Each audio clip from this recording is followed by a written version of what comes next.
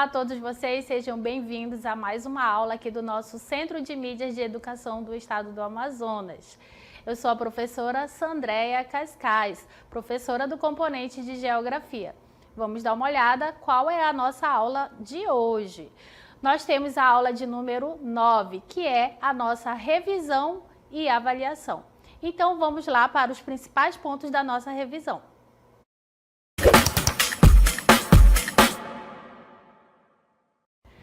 Bem, nós iniciaremos a nossa revisão aqui, trazendo os principais pontos, e nós iniciaremos falando aqui sobre questões geopolíticas. E para isso é importante nós frisarmos algo que foi bastante abordado durante as nossas aulas, que foi a diferença entre geografia política e geopolítica.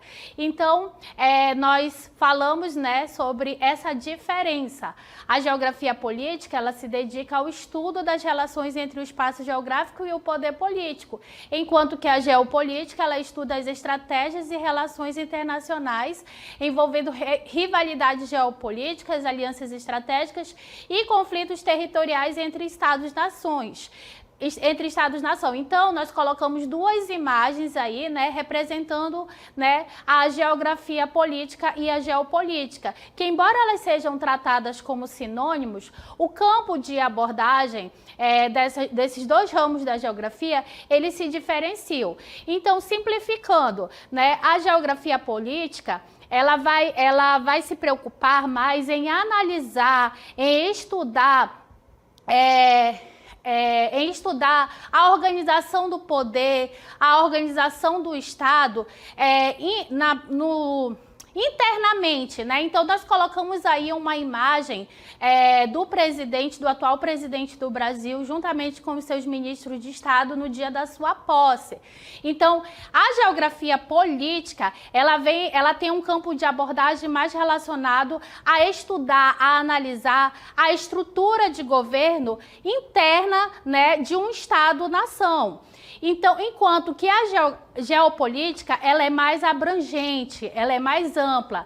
Ela vai, estudar as estratégias, e as relações internacionais entre diferentes países. Então, ela tem um campo de estudo mais amplo, porque ela vai estudar essa relação de poder, essas estratégias, essas negociações que os países, eles estabelecem entre si, como é que eles influenciam uns aos outros. Então, é importante destacar aí essa diferença entre geografia política e geopolítica.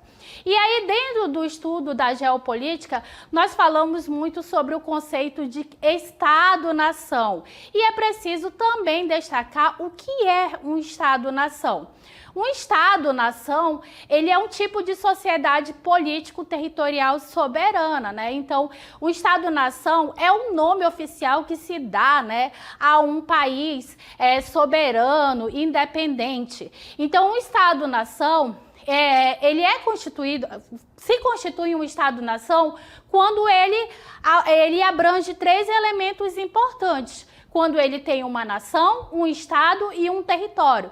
Então, quando você tem esses três elementos juntos, uma nação, um estado e um território, uma nação que são aquele coletivo de pessoas que tem uma identidade coletiva, que tem uma história, uma língua, O estado, quando ele é organizado politicamente, juridicamente, tem poder legislativo, executivo, judiciário.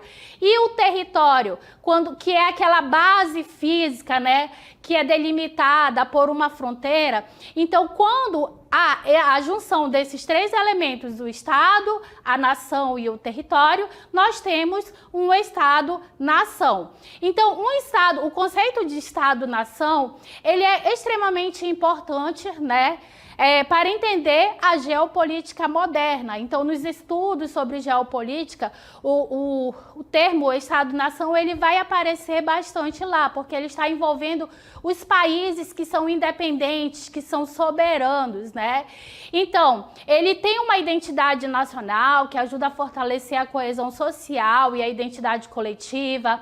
Ele tem estabilidade política, um Estado-nação coeso, ele tende a ser politicamente estável e ele também vai ter relações internacionais, que é um aspecto muito importante no campo da geopolítica.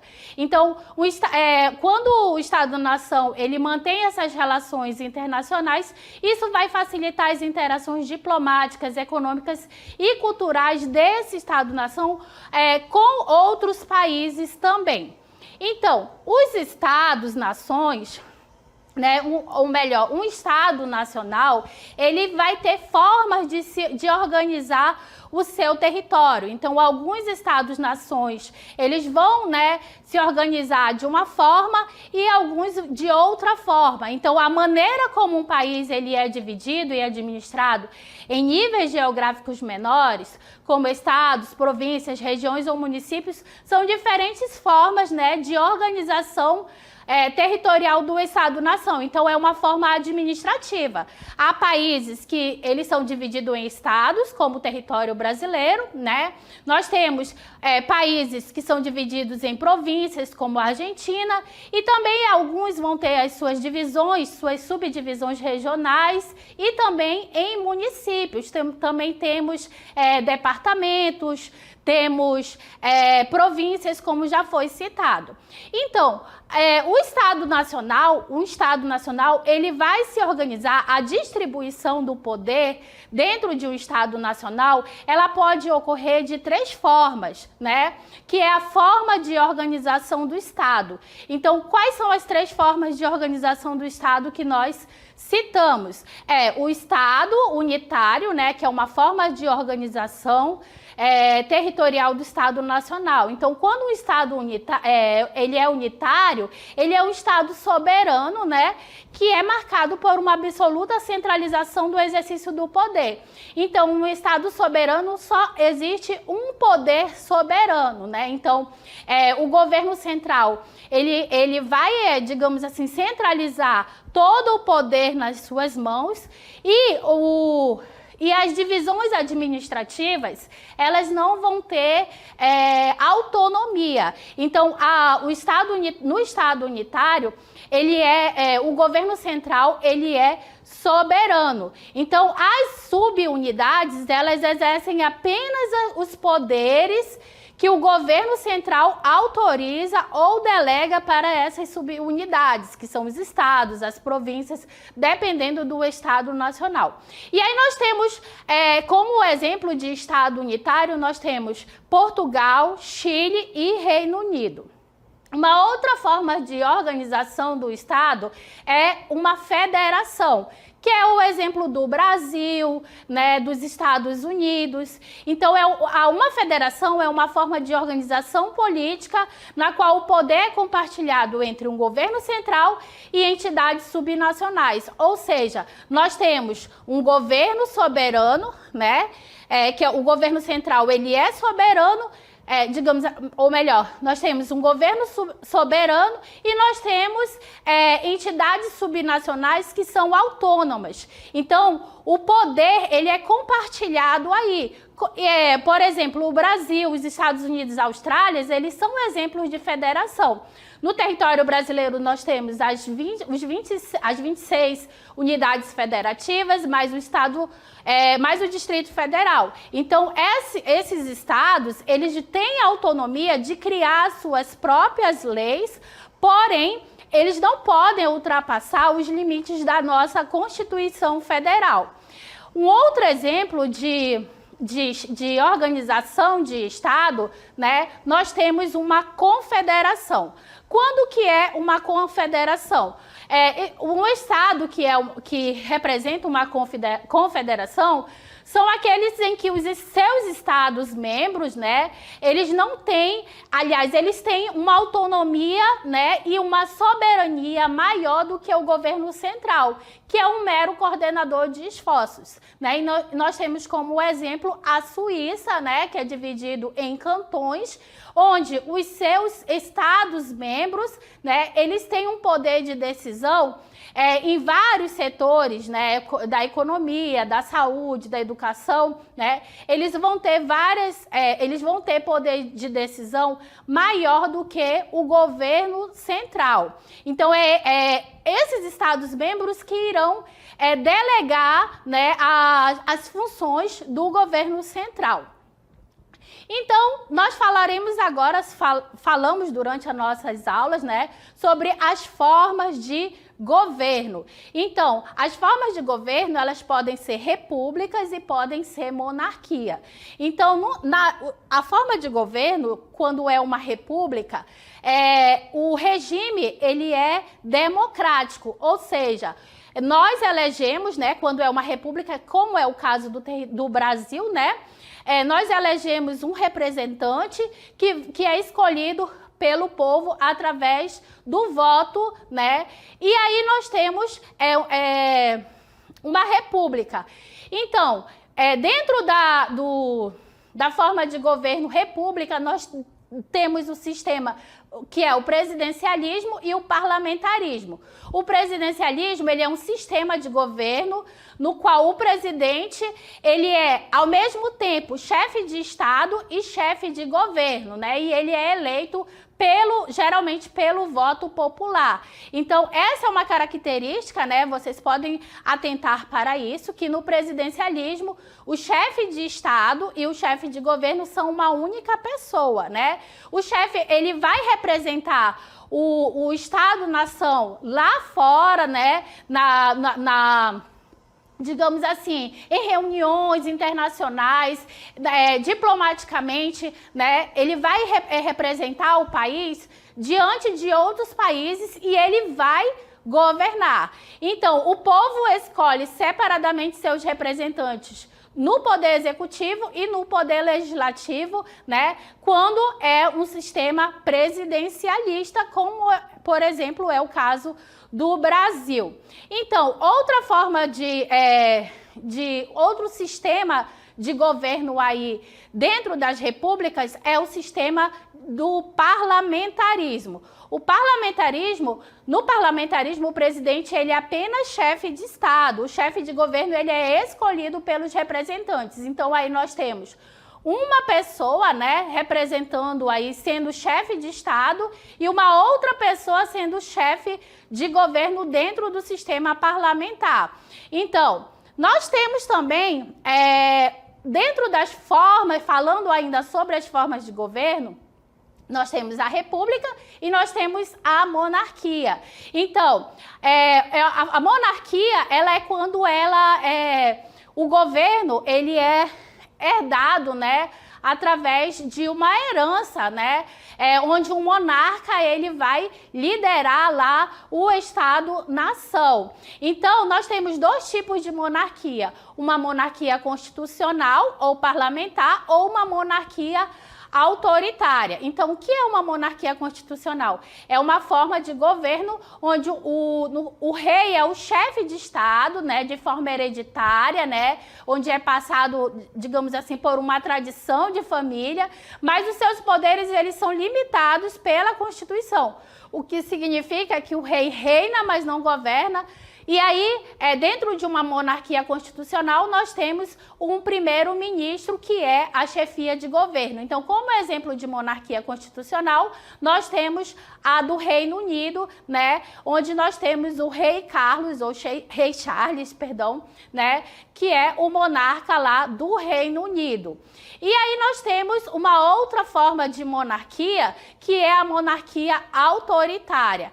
Na monarquia autoritária, o monarca, ele exerce as funções de chefe de governo e de chefe de Estado, né? Então, o poder é centralizado aí na pessoa do monarca. Então, ele centraliza todas as decisões. Então, por isso, ele é um governo autoritário e, geralmente, ele vai seguir regras tradicionais e religiosas. Então, como exemplo, nós temos o rei Salmão, lá da Arábia Saudita, que ele exerce essas duas funções dentro dessa monarquia autoritária.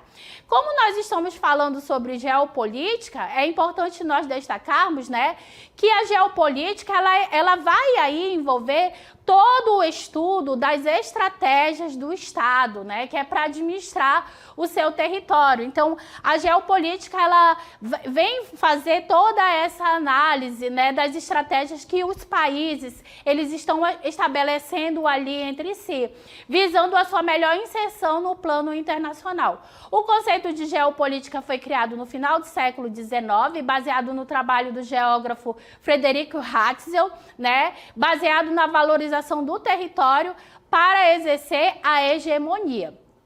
Bem, um outro tema, né, trabalhado em nossas aulas, né, foi sobre a ordem mundial bipolar, né, então, que está relacionado aí à Guerra Fria, né, a Guerra Fria, ela foi um conflito ideológico, econômico, político, sem confrontos direto entre as superpotências.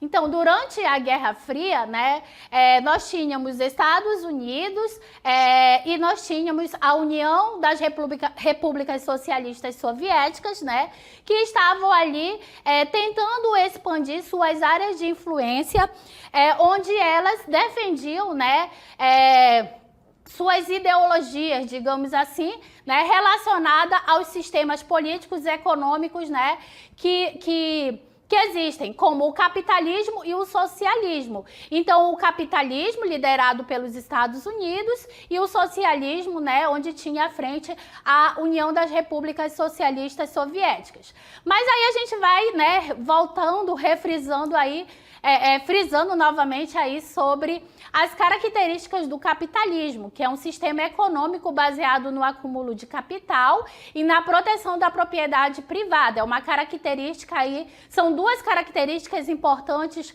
desse sistema, o acúmulo de capital e a propriedade privada, né, onde os bens de produção, eles pertencem a um único dono, a uma sociedade.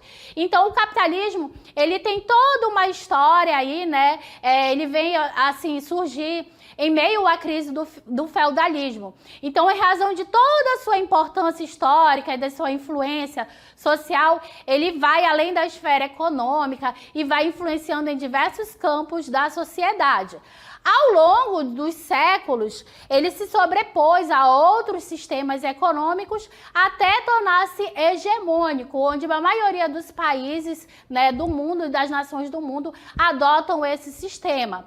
Então, o capitalismo ele passou por várias fases, né, aí se destacando, tendo a hegemonia no mundo. Um outro sistema aí que durante a Guerra Fria estava à frente a União das Repúblicas Socialistas Soviéticas, o socialismo, né? O socialismo, né, que foi idealizado, né, teve como fundadores do socialismo científico, né, o Karl Marx e o Friedrich Engels, né, eles aí defendiam as ideias do socialismo, vieram a surgir assim como uma crítica ao sistema capitalista, né, uma crítica a esse sistema. Então, o socialismo ele tem algumas características, que é a estatização, onde os bens e os meios de produção eles pertencem ao Estado, a economia é planificada, onde os governos, né, o Estado vai decidir o que produzir, como produzir, quanto produzir. Dentro do sistema socialista, preza-se por uma sociedade sem divisão de classe e uma sociedade mais justa e igualitária. Então, são características aí básicas sobre o capitalismo e o socialismo que nós viemos aqui destacar para vocês. Então, a Guerra Fria, né, ela foi assim, todo esse confronto, esse embate entre Estados Unidos, União Soviética e os seus países aliados. E aí nós falamos sobre as reformas, né, na União das Repúblicas Socialistas Soviéticas, a Guerra do Muro de Berlim, que foi o símbolo do colapso socialista na Europa, né? E a dissolução da União das Repúblicas Socialistas em 1991, que veio representar aí o fim da Guerra Fria e a desintegração da União Soviética. E aí também nós falamos sobre os atentados terroristas, né, de 11 de setembro, onde os aviões, né, que foram sequestrados por 19 terroristas atacaram algumas construções dos Estados Unidos, né? Como, por exemplo, o World Trade Center, né? O Pentágono e também um outro avião, né? Que caiu aí sobre um campo lá da Pensilvânia. Então, esse atentado, né? Ele foi um atentado terrorista suicida. Após esse evento, né, que veio mudar a geopolítica aí dos Estados, não somente marcar a história dos Estados Unidos, mas mudar toda a geopolítica mundial, né, fez com que na época que os Estados Unidos era governado por George W. Bush, né, ele viesse desenvolver uma campanha aí chamada Guerra ao Terror. E aí, né, como início dessa campanha, né, como resposta após o atentado de 11 de setembro, a primeira resposta militar dos Estados Unidos foi a invasão dos Estados Unidos ao Afeganistão. E aí nós temos que em outubro de 2001, o exército americano iniciando a invasão do Afeganistão, que tinha como intuito derrubar o Talibã, né? Que eles alegavam, os Estados Unidos alegavam que o Talibã ele dava abrigo à organização Al-Qaeda e refúgio para o Osama Bin Laden, que orquestrou o atentado de 11 de setembro lá nos Estados Unidos. E aí, durante toda essa guerra, que durou mais ou menos uns 20 anos, nós tivemos... os Estados Unidos teve aí como aliado a Grã-Bretanha, a Rússia, o Paquistão, né, que foram alguns dos seus aliados, né? Os Estados Unidos e o Reino Unido, eles lançaram várias bombas em cidades afegãs.